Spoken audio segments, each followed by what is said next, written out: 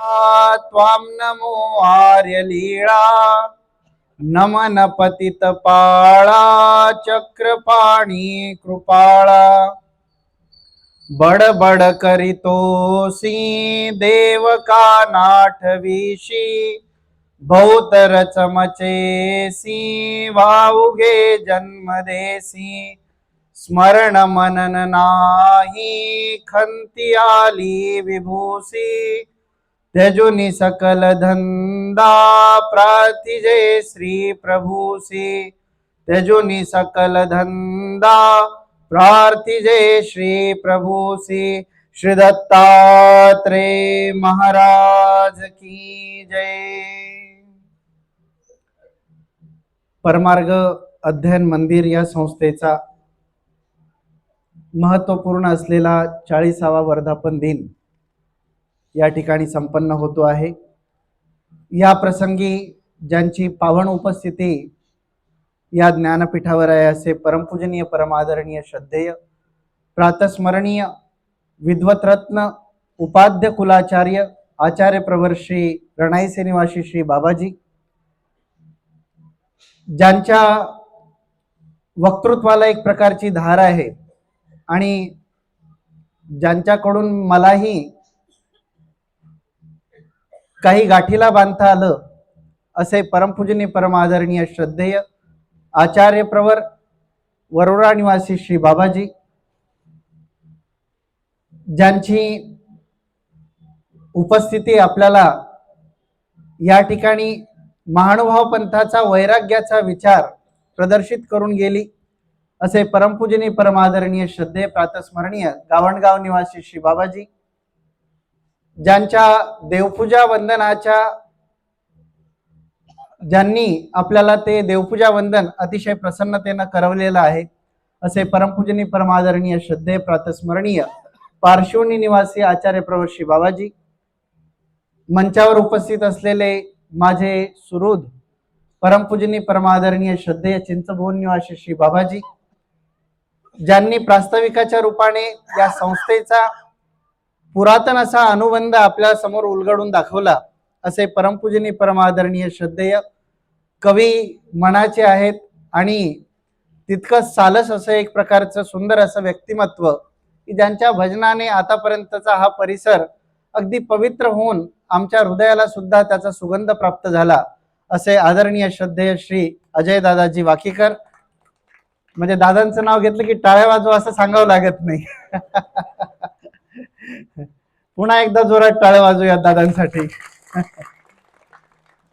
त्यानंतर परमपूजनीय परम आदरणीय श्रद्धेय श्रेयस मुनी दादाजी, परमपूजनीय परम आदरणीय श्रद्धेय बाबांच्या समवेत उपस्थित असलेले दामोदर बाबाजी, पूजनीय श्री प्रकाश मुनी दादाजी, आणि या संस्थेचा मला वाटतंय खरं तर प्रास्ताविक झालं, पण मला वाटतं प्रास्ताविकाचा केवळ पूर्वार्धच आपण सांगितला, कारण याचा जो उत्तरार्ध आहे तोही इतकाच मोठा आहे।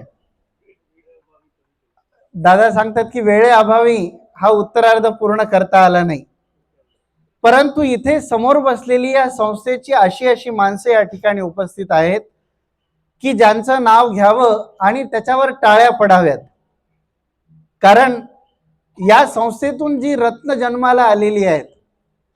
आता ही संस्था जी आपली संस्था आहे ही आता प्रौढ झाली आहे, 40 वर्ष पूर्ण झाले। 40 हा आकडा आपल्याला दिसतोय का? 40 आकडा, वयाची 40 वर्ष पूर्ण झालं की आता पूर्ण प्रौढत्व आलं असं म्हटलं जाते। मग आता संपूर्ण प्रौढ झालेली संस्था आहे आणि आजच आपल्याला कदाचित कल्पना असेल किंवा नसेलही, आपण या ठिकाणी भजनाचा आस्वाद घेत होता आणि आम्ही वरचा जो हॉल आहे मंदिराच्या वरचा तिथपर्यंत पोहोचलो आणि कैवल्यवासी डॉक्टर राभो मेश्राम ग्रंथालयाचं आम्ही उद्घाटन केलं। टाळ्यांच्या गजरात आपण या उपक्रमाचं स्वागत करूया। संस्था प्रौढ झालेली ही याही अर्थाने प्रौढ झालेली आहे की आता ग्रंथालयाचं उद्घाटन आम्ही संपूर्ण केलं, म्हणजे महानुभाव परमार्ग अध्ययन मंदिर अध्ययनाचं मंदिर होतं, पण अर्थात ग्रंथनिर्मिती याच्या आधीपासूनच सुरू झाली, या मंदिराच्या ग्रंथ म्हणजे मंदिरातून अध्ययनाची सुरुवात आधीपासूनच झालेली होती, परंतु संपूर्ण आणि सर्वांगीण तो विचार या ठिकाणी एकत्रित करण्याचं काम आता या ग्रंथालयाच्या माध्यमातून या ठिकाणी होणार आहे. मला वाटते आधीपासूनच अनेक ग्रंथ या ठिकाणी माझ्यापर्यंतही आदरणीय श्रद्धेय प्रसन्नमुनी दादाजी, आमचे प्रकाश भाऊ या ठिकाणी आलेले होते आणि त्यांनाही काही ग्रंथाची सेवा उपलब्ध करून देता आली. म्हणजे मी सांगत होतो आपल्याला की या माध्यमातून आम्ही हा विचार समाजापर्यंत आता पोहोचवण्यासाठी आणखीन सिद्ध झालेलो आहोत. अशा या संस्थेमध्ये या ठिकाणी जे कार्यरत आहेत असे परमपूजनीय परमादरणीय श्रद्धेय डॉक्टर केशीराज दादाजी कपाटे, पूर्वाश्रमीचे डॉक्टर प्राध्यापक किशोरजी शेंडे सरांनी अनेक पुस्तकाचं लिखाण केलेलं आहे असं दादांचं व्यक्तिमत्व आहे. हे याच संस्थेमध्ये कार्यरत असलेले श्री दादाजी आहेत. त्यानंतर ज्यांना मी गुरुस्थानी समजतो, कारण पंथामधलं असलेलं एक प्रसिद्ध नाव आणि ज्यांच्यापासून मला सिद्धांताचा काही एक भाग प्राप्त झाला, नवे माझ्या शास्त्र आवाक्याला आणखीन एक नवीन दिशा ज्यांच्यामुळे प्राप्त झाली असे संशोधक, साहित्यिक आणि त्याही पलीकडे जाऊन महानुभाव पंथाचा ठेवा हा ज्यांनी जतन केला, सांभाळला, टाळ्यांच्या गजरामध्ये आदरणीय मी आबादादांचं नाव घेईन. याच्यासाठी मी हे सांगतो आहे, म्हणजे मला अन्वय स्थळातला एक प्रसंग आठवतो. मला वाटते विसोबास होते. विसोबासाच्या देहांताचा समय जवळ आला आणि मग आता हे शास्त्राचं कोणाजवळ सोपवावं आणि त्यावेळेस कोणीच घ्यायला तयार नाही. आणि त्यांनी निरूपण करताना सांगितलं की शास्त्रा प्रसादाची जतनाई हा अपूर्व प्रेमाचा विध. शास्त्रा प्रसादाची जतनाई करणं हा प्रेमाचा विधी आहे. आज आमच्या ज्या जुन्या ज्या पोथ्या होत्या त्या पोथ्या कुठेतरी विभागलेल्या होत्या, म्हणजे विस्कळीत झालेल्या होत्या. आज सुद्धा काही पोथ्या अशा आहेत की म्हणजे त्या कोणाकडे हे माहीतच नाही. मला मध्यंतरी एका गोंदिया जिल्ह्यातून एक फोन आला, म्हणजे माझा सत्शिष्य असलेला तो मुलगा, आणि त्यांनी सांगितलं, बाबा म्हटलं इथे आपल्या पोथ्या जाळायला काढलेल्या आहेत बंबाच्या समोर. म्हटलं असं, आणि त्यांनी सांगितलं की बाबा ह्या आपल्या पोथ्यात महानुभाव पंथ होता, आता त्याला काही समजत नाही. ह्या ज्या पोथ्या आहेत त्या पोथ्या त्यांनी जाळायला काढल्या. मी जेव्हा ती पोथी बोलवली तेव्हा ती एक वचन संबंधाची पोथी होती आणि एक रुक्मिणी स्वयंवराची पोथी निघाली. म्हणजे असा हा शास्त्राचा बराचसा पोथ्यांचा विभाग हा इकडच्या प्रदेशामध्ये होता, नव्हे संपूर्ण महाराष्ट्रात होता. म्हणजे परमपूजनीय परम आदरणीय श्रद्धेय आपल्या सर्वांना परिचित असलेलं नाव दिको माळवे साहेब, उपाख्य दिगंबर दादाजी भालोतकर, म्हणजे आमचे आबादादा त्यांचा अनुबंध सांगतात की ते पोत्या भरून पिशव्या आणायचे आणि द्यायचे माझ्याकडे की हे झेरॉक्स करायचे आहेत. आणि दादांनी त्या पोथ्या रात्र दिवसा ड्युटी करायची. रात्री दादांनी म्हणजे काही गमतीशीर प्रसंग सांगितले त्याचे की एखादा पोरगा शोधायचा की जो रात्रभर जागू शकेल आणि त्याला शोधायचं, झेरॉक्सवाला असला पाहिजे तो, आणि त्याला शोधायचं, रात्रभर त्याच्याकडून झेरॉक्स मशीन चालून घ्यायची, रात्रभर त्या पोत्या झेरॉक्स करायच्या, संकलित करायच्या, पुन्हा त्या ठेवायच्या आणि पुन्हा त्या माळवे साहेबांकडे वापस करायच्या. आणि माळवे साहेबांनी त्या 2 पिशव्या उचलायच्या आणि पुन्हा मार्गातली पोथी मार्गात द्यायची, ग्रस्ताची पोथी ग्रस्ताकडे द्यायची. अशा मोठ्या याच्यातून पोथ्यांचं संकलन करून हा ठेवा शास्त्राची जतनाई केली आणि म्हणून हा उत्तम प्रेमाचा विध त्यांनी जोडला असं मी समजतो. बरं, नुसती जतनाई नाही केली, झेरॉक्स करून तर माझ्या इकडे बऱ्याच आहेत, पण वांदेशकर शाळा असेल, त्यानंतर पारिमांडल्य अंतर्गत असलेली तळेगावकर शाळा असेल, या शास्त्राचे काही सिद्धांत बूज त्यांनी शोधले. नव्वे त्याच्यावर प्रचंड असं काम केलं, अभ्यास केला. ते काम मी स्वतः पाहिलेलं आहे.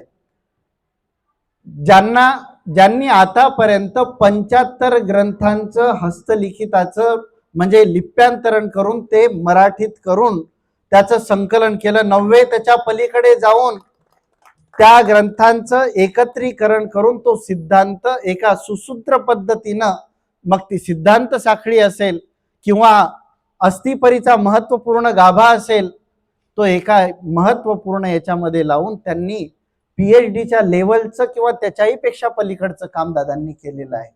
इतकं महत्वपूर्ण काम करणारा ह्या संस्थेचा माणूस म्हणजे आज महानुभाव पंथामध्ये जर कोणालाही पोथी उपलब्ध करायची असेल किंवा पाठवेद काम करायचं असेल, संशोधन करायचं असेल, आम्ही श्री ब्रह्मविद्या संशोधन संस्था तरडगावच्या वतीनं जेव्हा काम करतो तेव्हा पाठवेदासाठी पोथ्या प्राप्त होत नाही.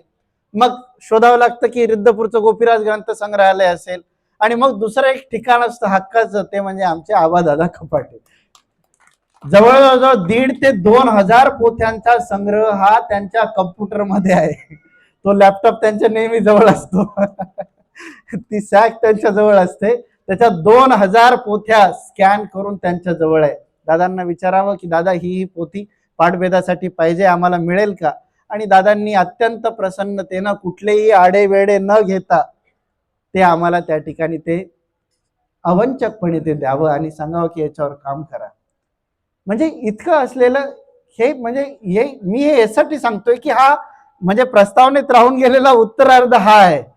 म्हणजे आमचे किशोरदादा असतील किंवा भावे साहेब असतील, म्हणजे पंथामध्ये सर्वोच्च काम करणारी ही संस्था आहे हे या दृष्टीनं स्पष्ट होतं. बरं, हेच नाही, यांच्या परिवारातही असे काही नमुने आहेत. म्हणजे नमुने म्हणजे त्यांना नाही म्हणत आहे मोठे, हा इथं छोटा बसलेला मुलगा माहित आहे का तुम्हाला? त्याची महती आम्हाला माहिती नाही कदाचित, पण गिनीज बुक ऑफ वर्ल्ड रेकॉर्डने त्याची नोंद घेतलेली आहे. या समोर बसलेला पोरगा पाहिलाय का तुम्ही? याला नाही? ये समोर, ये समोर, इकडे वर येऊन दंडोत कर, बाबांना दंडोत कर. या मुलाचं नाव Guinness book of world record मध्ये झालेलं आहे. तर टाळ्या वाजवू आपण त्याच्यासाठी.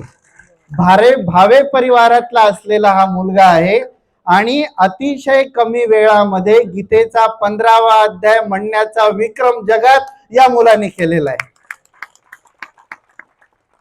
आहे की नाही? महानुभाव परमार्ग अध्ययन मंदिर संस्था म्हणजे रेकॉर्ड ब्रेक असलेली संस्था आहे. म्हणजे जे जे काही रेकॉर्ड असतील ते सगळे तोडून त्याला काय करायचं, तर कुठेतरी त्याच्यापेक्षा आणखीन एक पुढचं पाऊल टाकून तो विक्रम प्रस्थापित करायचा. हा, दंडोत कर बाबांना, सर्वांना दंडोत कर. उजव्या हातात घ्यायचे, उजव्या हातात. हा हा, दंड.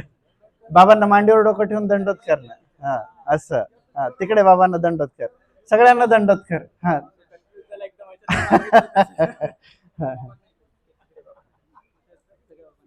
म्हणजे मी आपल्याला हे सांगतोय की आमच्यातली असलेली ही पिढी घडवण्याचं काम, म्हणजे हे मंदिर काय करते आहे, ही संस्था नेमकी काय करते आहे.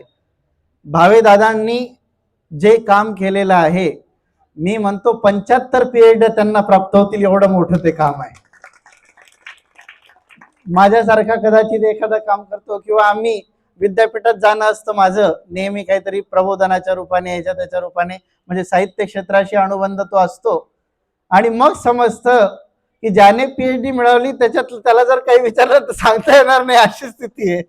अशा PhD मिळालेल्या आहेत आणि अशा PhD घेऊन बसलेले आहेत. परंतु म्हणजे आम्ही मागे म्हणजे इकडे औरंगाबाद विद्यापीठामध्ये गेलो होतो आम्ही, आमची टीम गेलेली होती आणि तिथे बऱ्याचशा PhD प्राप्त झालेली काही मंडळी किंवा ते जेव्हा त्यांनी आमचे प्रबोधन ऐकतात किंवा ती मंडळी आमचा विचार ऐकतात तेव्हा म्हणतात, बाबा तुम्ही एवढं प्रचंड काम करता, आम्ही संशोधन केलेले ग्रंथ पाहतो, बाबा हे आमचं काम आहे, तुम्ही करता. म्हटलं हो बाबा, तुमचं काम नाही, हे आमचंच काम आहे.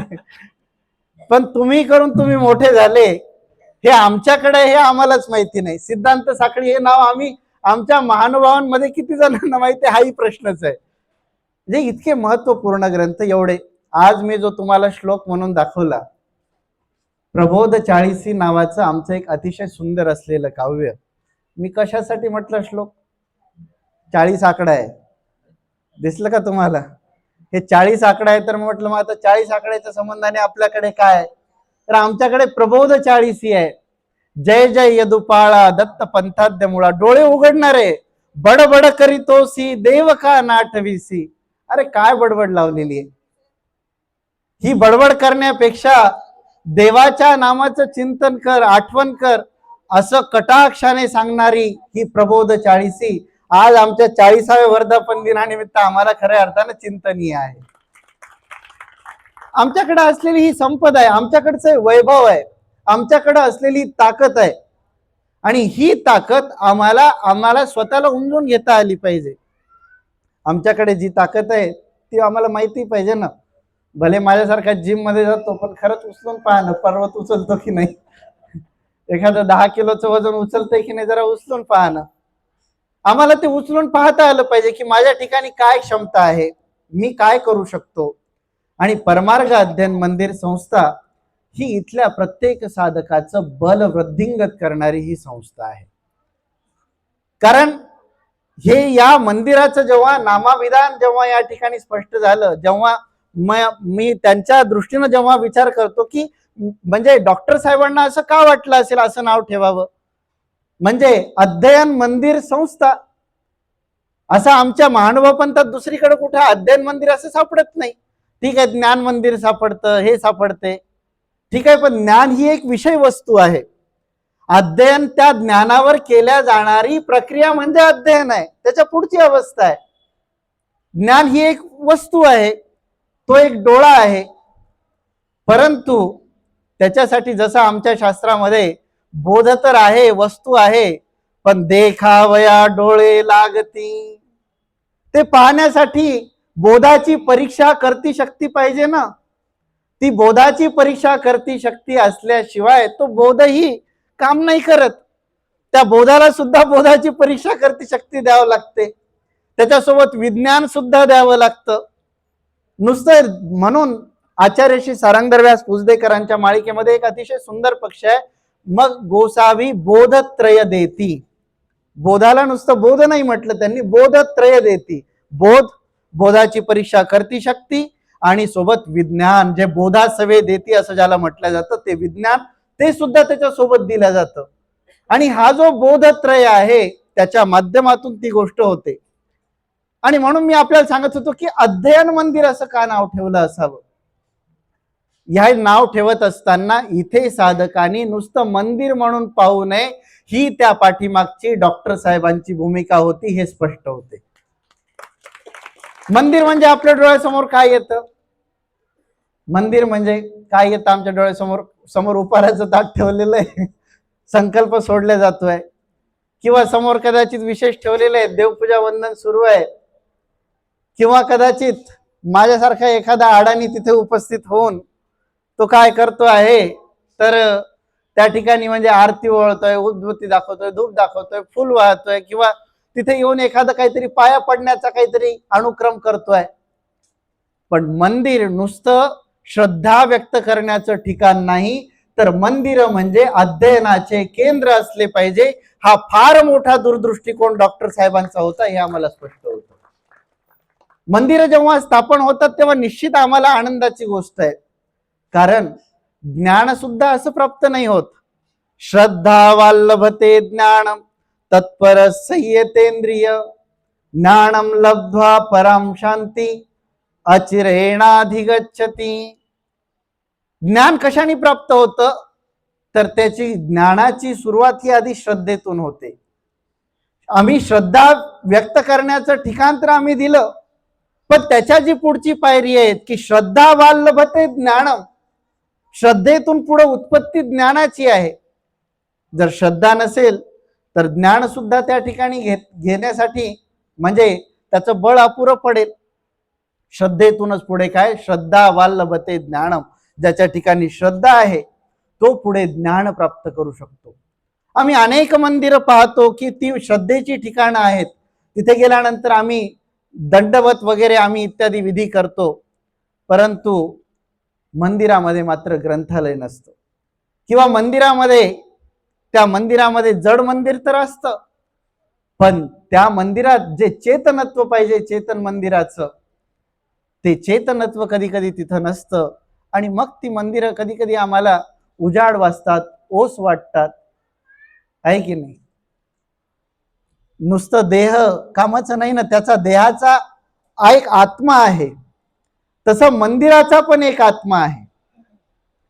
तिथे मंदिरात गेल्यानंतर श्रद्धा व्यक्त करण्यासाठी आम्हाला ठिकाण सापडतं, परंतु तिथे कदाचित एखादा प्रबोधक असेल, तिथे कदाचित एखादा गोसावियांचा ज्ञान लक्षण संबंध असेल, तर तो संबंध आम्हाला विशेष पद्धतीचा लाभ करून देणारा असतो. आम्ही जेव्हा परमार्ग अध्ययन मंदिरात मी जेव्हा जेव्हा येतो तेव्हा तेव्हा प्रसन्नमुनी दादांना विचारत असतो की पोथी चालू आहे की नाही. मंदिरात दररोज लीळा चरित्राचं चिंतन चालतं.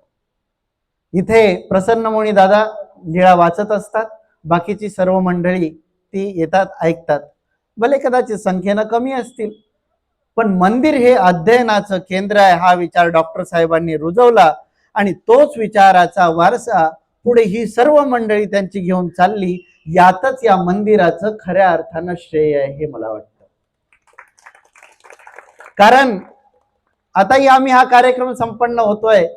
मगाशी आमची चर्चा झाली, रणाईचे बाबा पोहोचले आणि बाबांनी विचारलं की कार्यक्रमाची कशी काय रूपरेषा आहे, म्हणजे आता पंचावतार होईल. कारण नागपूर म्हटलं की आधी पंचावतार, मग पंचावतार होईल, मग 1-1.5 वाजता सभा चालू होईल.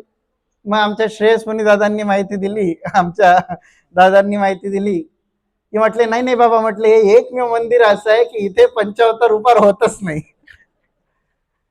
नाही तर नागपूरमध्ये पंचावताराचं म्हणजे ते पेवच फुटलेलं आहे. धडाकाच असतो. ठीक आहे, श्रद्धा व्यक्त करावी, पण पंचावतार उपार करणाऱ्याला जर विचारलं बाबा रे का करतो हे उपार, तर त्याला त्याचं उत्तर देता येत नाही. तो म्हणतो की नाही, तर बाबांनी सांगितलं किंवा आमच्या यांनी केलं, मस्त डेकोरेशन केलं होतं, पण आता ठरवलं त्याच्यापेक्षा मोठं डेकोरेशन आपण करायचं पंचावताराला. आमचं शास्त्र असं सांगतं की भाव तरी ज्ञानांत सामाये ये तुकाची. आपला भाव व्यक्त करावा, पण तो भाव व्यक्त करत असताना तो भाव ज्ञानामध्ये सामावेल असा तो भाव असला पाहिजे. तो भाव जर ज्ञानात सामावणारा नसेल तर त्या भावाचं अधिष्ठानच गेलं. त्या भावाला ज्ञानाचं अधिष्ठान पाहिजे. आणि मग त्यांनी सांगितलं की इथे आधी देवपूजा चालू आहे, देवपूजा झाली आपण गेलो की लगेच सभा चालू होणार आहे. म्हणजे आम्ही इथे काय केलं, आम्ही इथे उपारामध्ये किंवा तो वेळ देण्यापेक्षा गोसावियांनी जो निरूपलेला विधी आहे, जो प्रसाद वंदनाचा आणि महत्वपूर्ण असलेली आचार्य श्री पार्श्वनी निवासी बाबाजी यांच्या पिढीची महत्वपूर्ण देवपूजा ती इथे आणून सर्वांना ती वंदन करविल्या गेली. तेवढा वेळ इकडे लेखी लावला गेला. आणि ते पंचावताराच्या उपाराच्या मी सांगायला लागलो, अरे बाबा आरत्या तरी कमीत कमी वेगळ्या म्हणा. त्याच त्या आरत्या गुळगुळीत झालेल्या आरत्या म्हटल्या जातात. ती आरती सुरू कधी झाली संपली कधी माहीतच नाही. आम्हाला त्यातली लीळा आठवत नाही, आम्हाला त्यातलं वर्णन आठवत नाही. आज पूजनीय श्री अजय दादांचे भजन म्हणत असताना एक एक शब्द हृदयाला स्पर्श करून जाणारा होता. मला सांगता सांगता राहून गेलो. म्हणजे प्रस्तावनेचा उत्तरार्ध म्हणजे एक अजय दादा सुद्धा आहेत, त्यांच्यासाठी आपण टाळ्या वाजूया. याच मंदिराचे नवे नवे डॉक्टर साहेबांचे नातू म्हणून अजय दादा, म्हणजे कदाचित आपल्याला माहिती नसेल पण डॉक्टर साहेबांचे नातू आहेत आणि महानुभाव पंथातील एक विख्यात कवी आहेत. आचार्य श्री मामाजींची प्रसन्नता जोडलेली आहे. म्हणजे एक विद्वत रत्न याच मंदिरात आहे. म्हणजे जो विधी केला जातो तो विधी सुद्धा डोळस बुद्धीनं करावा आणि म्हणून अध्ययनाची प्रक्रिया असली पाहिजे. ते ज्ञान नेमकं काय कार्य करतं, तर ते ज्ञान तुमच्या ठिकाणी असलेल्या श्रद्धेला, भक्तीला, भावाला, तुमच्या ठिकाणी जे ओलावा आहे त्या ओलाव्याला एक स्थिरता देण्याचं काम हे ज्ञान करत असतं. ते ज्ञान त्या श्रद्धेला एक निश्चित अधिष्ठान देत असतं. नाहीतर श्रद्धा काय डगमगणारी आहे, श्रद्धा स्थिर राहणारी नाही. भाव आहे चांगली गोष्ट आहे, पण भावाचं एक सगळ्यात मोठं, जर भावाची सगळ्यात मोठी कोणती कमजोरी असेल तर भाव व्यभिचार्या. भाव सगळ्यात महत्वाचा आहे, चांगला आहे, पण भावा साधनेची एक कमजोरी आहे, एक कमजोर कडी आहे त्याच्यामध्ये की तो व्यभिचरतो. नितीन दादा पहिल्या दिवशी आले की हा बाबा फार आदराने आपण दंडोत करू, पण दररोज यायला लागले तर मग काय होईल? झालं काही नाही हो, कालच तर दंडोत केला होता. आता काय पुन्हा जावे दंडोत करायला गेलं पाहिजे का? आता मगाशीच दंडोत केला, पुन्हा केला पाहिजे का? कालच तर देवपूजा केली, आता पुन्हा केली पाहिजे का? पहिले नमस्कार करताना फार आवडीपूर्वक भावपूर्वक तिथे दंडोत केला जाईल, पण तीच गोष्ट जर पुन्हा नावा एका जर आम्ही केली तर काय होतं, लगेच पातलेपण येण्याची शक्यता नाकारता येत नाही. आणि म्हणून ही श्रद्धा टिकण्यासाठी तिथे गरज असते ज्ञानाची. ते ज्ञान आम्हाला शिकवतं की नाही, एकदा दंडोत केला म्हणून काय झालं, पाहे भेटे तरी पडिला देखिला. आज दंडवत झाला, उद्या त्याच अपूर्वतेनं दंडवत केल्या गेला पाहिजे. महानुभाव पंथाच्या आश्रमामध्ये तुम्ही गेलात तर तुम्हाला एक गोष्ट नक्की लक्षात येईल, सकाळी उठल्या उठल्या जो दिसेल त्या भिक्षुकाला दंडवत करण्याची परंपरा परमार्गामध्ये आहे. जो दिसेल, काल केलता दंडवत, भले शेजारचा पट्टीवाला असेल, पण उठल्या बरोबर काय केलं जातं, त्याला दंडवत केला जातो शेजारच्या पट्टीला. काय कारण आहे याचं? का बरं पुन्हा दंडवत करावा? का बरं शास्त्रांनी असा संकेत बांधून दिला? हा संकेत बांधण्यासाठी, कारण म्हणजे आम्हाला जेव्हा जेव्हा दंडवत आम्ही करू तेव्हा तेव्हा जितक्या अपूर्वतेने दंडवत केला जाईल तो लाभ आम्हाला तितक्याच पद्धतीनं प्राप्त होणार आहे. आणि म्हणून हा जो दंडवत आहे, हा जो आम्ही केला जाणारा दंडवत, पाहे भेटे तरी पडिला देखिला. कल्पना करा, तुमची एखादी वस्तू हरवली, तुमच्या जवळची सोन्याची चेन हरवली, काय अवस्था असेल तुमची? तुम्ही इकडं शोध, तिकडं शोध, तिकडे गेली का, इकडे गेली का, त्या कपाटात ठेवली का? मग सकाळी कदाचित झाडून काढलं होतं, झाडण्यात तर गेली नाही. तुम्ही कचऱ्याचा डब्बा काढून खाली त्या कचऱ्यात एक एक कण न कण शोधाल, आहे की नाही? सोन्याची साखळी इथे भेटेल का, तिथे भेटेल का, तिथे असेल का, तिथे असेल का? जर या दृष्टपर पदार्थाची एवढी दुर्लभता असेल, अहो जो ईश्वरीचा साधक या सृष्टीमध्ये देव दुर्लभ का, देवा ते आठवी तो दुर्लभ, अशा ज्या साधकाची दुर्लभता आहे, तो साधक जर पुन्हा दिसत असेल तर त्याविषयीची किती दुर्लभता पाहिजे. ज्या पद्धतीने एखादी हरवली वस्तू ती सापडल्यानंतर आनंद केवढा असेल. ती चैन सापडली अशी कल्पना करा, आपल्याला सापडली, हरवली होती, खूप शोधली आणि शेवटी ती चैन सापडली, काय आनंद असेल आपल्याला. तोच आनंद पुन्हा भेट झाल्यानंतर, पुन्हा दुसऱ्या दिवशी भेट झाल्यानंतर तोच आनंद आणि तीच दुर्लभता साधकाच्या भेटीमध्ये पाहिजे. हा आमचा शास्त्र संकेत आहे, लक्षात घ्या. अध्ययन आम्ही कशासाठी करायचं आहे?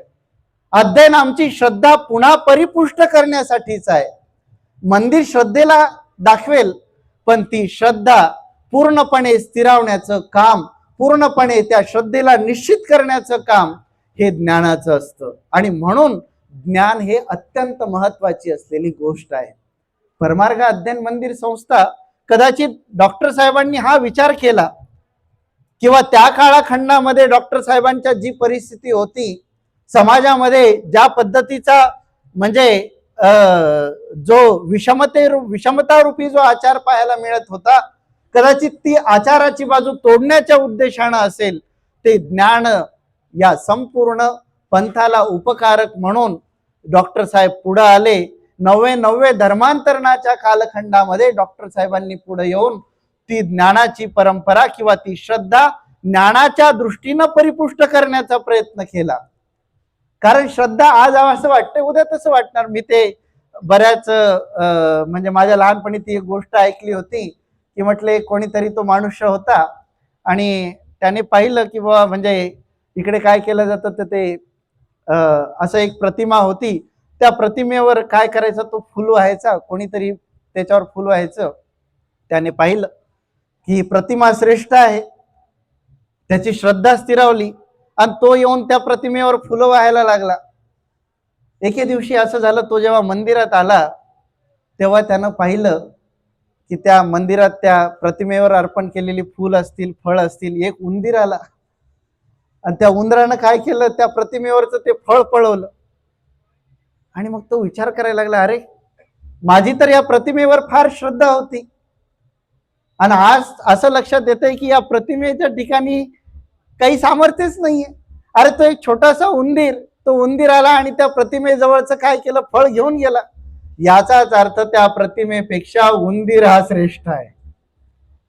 काय झालं, त्याला वाटलं की आता या प्रतिमेपेक्षा उंदीर हा श्रेष्ठ आहे. म्हटले मग आता प्रतिमेची पूजा नाही करायची, आता कशाची पूजा करायची, उंदराची पूजा करायची. झाली श्रद्धा त्या उंदरावर बसली. म्हटले मग आता उद्यापासून मंदिरात येण्याची गरज नाही. तर घरी गेला. म्हटले आपली धान्याची कोठी उघड. बायकोला आज्ञा केली. म्हटले का कशासाठी? म्हणे मला पूजा करायची. धान्याच्या कोठीत कसली पूजा? अरे म्हणे धान्याच्या कोठीत उंदर आहेत ना, ते खायला आलेले, मला त्या उंदराची पूजा करायची. म्हटले का तुम्हाला वेळ वगैरे लागलं का? अरे म्हणे असा असा प्रसंग झाला. ती प्रतिमा त्याला थांबवू शकली नाही. ज्या अर्थी असं झालं त्या अर्थी ते काय, उंदीर श्रेष्ठ आहे. ठीक आहे. काही दिवस झालं उंदराची पूजा चालू केली. तर उंदर दिसल्याबरोबर हात जोडायचा, इकडं पहा तिकडं पहा. जसा उंदीर दिसला पटकन दंडच घालून घ्यायचा, आपली पूजा झाली पाहिजे ना. आणि काही दिवसानं त्याला आणखीन एक चित्र पाहायला मिळालं. एके दिवशी त्यानं पाहिलं की ज्या उंदराची तो पूजा करतो, एक मांजर घरात आलं आणि त्या उंदराला तोंडात पकडून ते मांजर घेऊन गेलं. त्याला वाटलं अरे आतापर्यंत आपलं चुकलं होतं.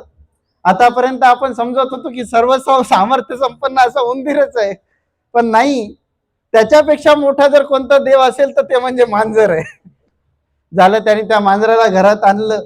त्या मांजराला दूध पाज, अमक कर, पूजा लावायचा, टिळा लावायचा. ते मांजर म्याव म्याव करायचं. त्याला वाटायचं प्रवचन चालू आहे. झालं, त्या मांजराची ती पूजा चालू झाली. काही दिवस गेले आणि त्याने अजून एक चित्र पाहिलं. ते मांजर असं घरासमोरून चाललं असताना एक कुत्रा तिकडून आला आणि त्या मांजरावर इतक्या जोरात खसकला की ते मांजर जे धूम पळत सुटलं आणि ते निघूनच गेलं. म्हटले माझं आतापर्यंत चुकलं. आता मांजरीवरची श्रद्धा कुत्र्यावर आली आणि ते कुत्रा, मग तो कुत्र्याची पूजा करू लागला. आणि एक दिवस त्याने असा एक प्रसंग पाहिला की त्याच्या अंतर्मनाचे पटलच खुले झाले. ते कुत्रे एक दिवस ते अंगणात काहीतरी वाळू घातलेलं होतं, चपात्याचे कोरक्याचे तुकडे, ते खायसाठी कुत्र्याला बायको गेली, एक मोठा दांडा घेतला आणि कुत्र्याला असा जोरात ठोका दिला. तो म्हटले आजपर्यंत मी फार मोठ्या अज्ञानात जगलो. तुझं आहे तुझं पाशी, परी जागा चुकलाशी. म्हटले माझी पत्नी साक्षात, आणि माझ्याजवळ असताना मला माहिती नव्हतं. फार मोठी चूक केली मी. प्रभू मेरे अंतर के पटक खोल.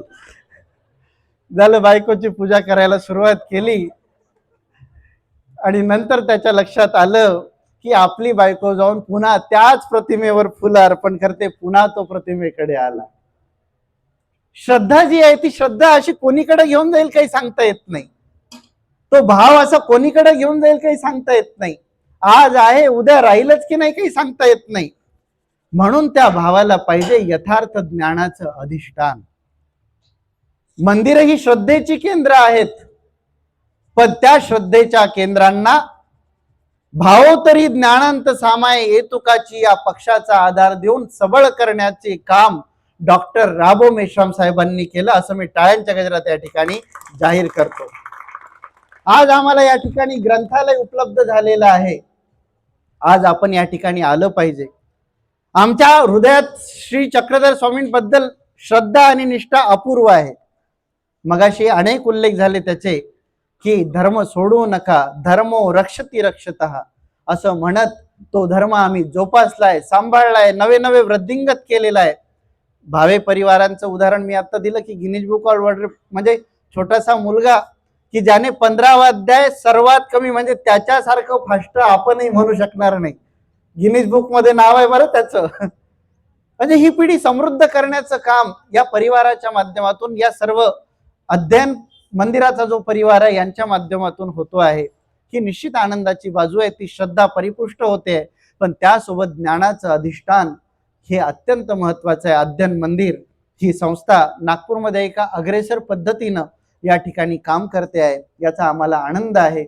वेळ बराच झालेला आहे आणि म्हणून आजच्या दिवशी सर्वांसाठी एक होमवर्क अशा पद्धतीचा देतो, कारण आता महिनाभर तुम्ही मला ऐकलेलंच आहे, मी काही जास्तही बोलणार नाही. परंतु आज घरी गेल्यानंतर तुमच्या पारायणाच्या पुस्तकात प्रबोध 40 नावाचं स्तोत्र सापडतंय का पहा, आणि जर खरंच सापडत असेल तर वाचण्याचा प्रयत्न करा. आता तुम्ही म्हणाल काय त्याच्यात असं विशेष, तुम्ही जेव्हा हातात घ्याल तेव्हा लक्षात येईल. 40 श्लोक आहेत, पण त्या 40 श्लोकांचं वेगवेगळ्या चालीत पठण करावं लागतं, एक चाल नाहीये त्याला. मध्यंतरी आम्ही आबादादांकडे असलेलं साधनामृत स्तोत्र प्रकाशित केलं, त्याच्यातही वेगवेगळ्या चाली आहेत. प्रबोध 40चे 40 श्लोक, इंद्रवज्र असेल, शार्दूल विक्रीडित असेल, स्रग्धरा असेल, वेगवेगळ्या पद्धतीच्या छंदामध्ये ते श्लोक आहेत. ते श्लोक जर आज आम्ही खऱ्या अर्थानं पठण केले तर या मंदिराचा 40वा वर्धापन दिन संपन्न झाला असं आम्ही या ठिकाणी समजू. आणि या 40व्या वर्धापन दिनाच्या निमित्तानं अध्ययन मंदिर संस्थेला या ठिकाणी शुभेच्छा व्यक्त करतो आणि माझ्या लांबलेल्या शब्दाला या ठिकाणी विराम देतो. सर्वज्ञ श्री चक्रधर स्वामी